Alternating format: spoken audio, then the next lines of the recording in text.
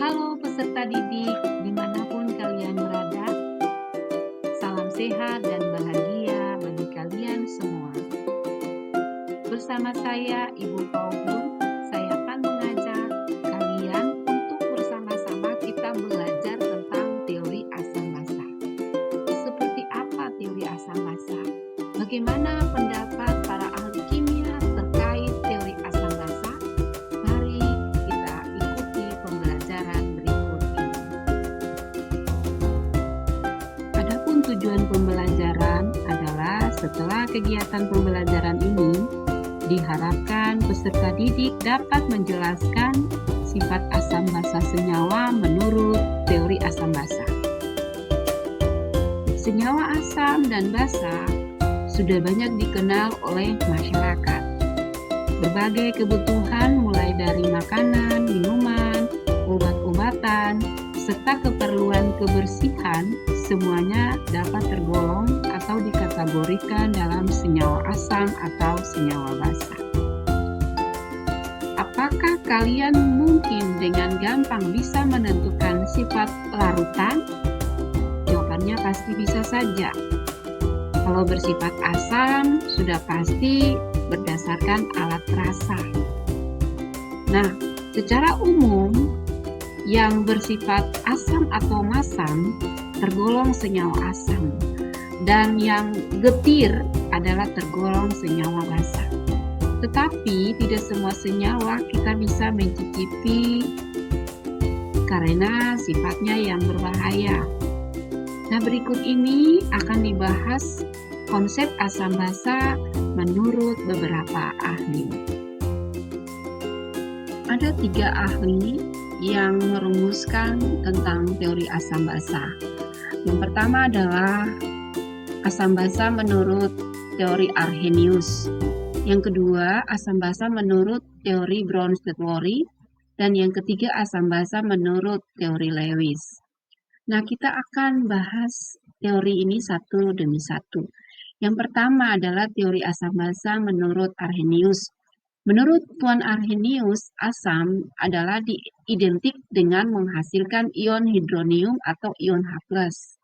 Sedangkan basa adalah identik dengan menghasilkan ion hidroksida atau ion OH-.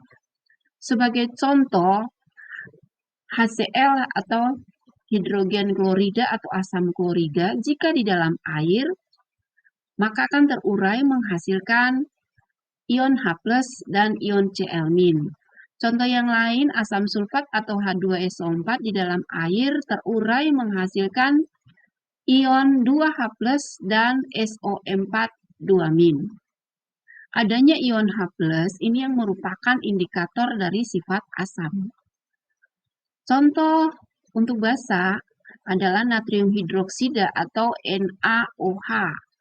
NaOH jika di dalam air terurai menghasilkan ion Na+ dan ion OH-. Contoh yang lain adalah aluminium hidroksida atau AlOH 3 kali. Di dalam air terurai menghasilkan ion Al3+ dan 3OH-. Adanya ion OH- merupakan indikator dari sifat basa. Yang kedua adalah teori asam basa Bronsted-Lowry. Menurut Bronsted-Lowry, asam adalah donor H+ atau pemberi H+, basa adalah akseptor H+ atau penerima H+. Nah, berikut ini ada reaksi kesetimbangan HCl aqua direaksikan dengan H2O aqua, reaksi bolak-balik, H3O+ aqua tambah Cl- aqua. Di sini HCl bersifat asam karena memberikan ion H+-nya pada molekul H2O, sehingga terbentuk H3O+ dan Cl-.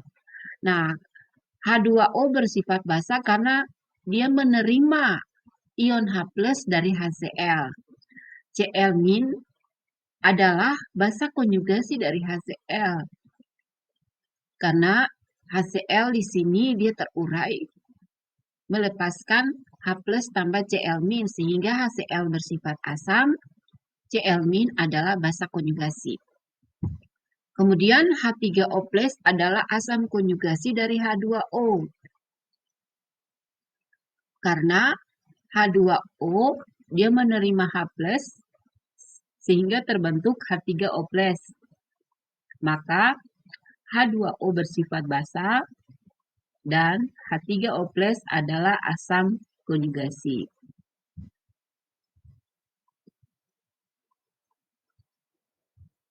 Asam dan basa konjugasi atau basa dan asam konjugasi disebut sebagai pasangan asam basa konjugasi.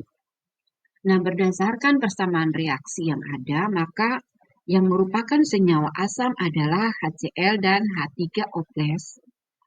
Yang merupakan senyawa basa adalah H2O dan Cl-.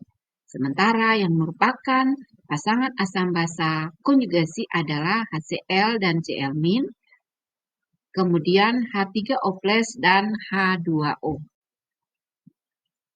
Yang ketiga adalah teori asam basa Lewis. Menurut Lewis, asam adalah akseptor pasangan elektron atau penerima pasangan elektron. Sementara basa adalah donor pasangan elektron atau pemberi atau penyumbang pasangan elektron. Sebagai contoh di sini adalah reaksi antara BF3 dan NH3. Ini merupakan reaksi asam basa di mana BF3 sebagai asam dan NH3 sebagai basa.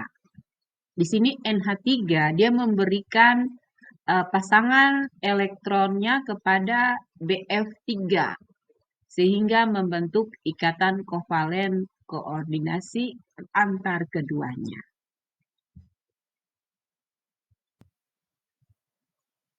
Demikianlah teori asam basa materi kelas 11 SMA. Semoga bermanfaat bagi peserta didik semuanya, dapat menambah wawasan dan pemahaman terkait materi teori asam basa. Sekian dan terima kasih, sampai bertemu di lain kesempatan.